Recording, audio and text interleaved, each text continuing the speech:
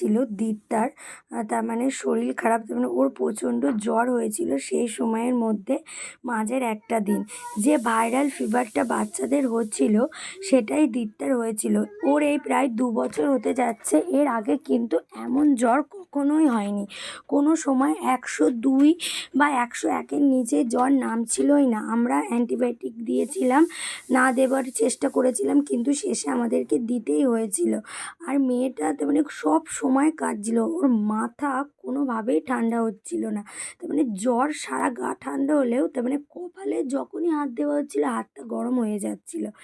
এমন অবস্থা হয়েছিল, আমরা তার মানে ওর পাপার আমি ঠিকই করে নিয়েছিলাম না এবার হয়তো ওকে হসপিটালে অ্যাডমিট করতেই হবে, কিন্তু না, শেষ পর্যন্ত দেখলাম অ্যান্টিবায়োটিক দেওয়ার পর 2 দিন পরে মেয়েটা একটু একটু সুস্থ হচ্ছিল।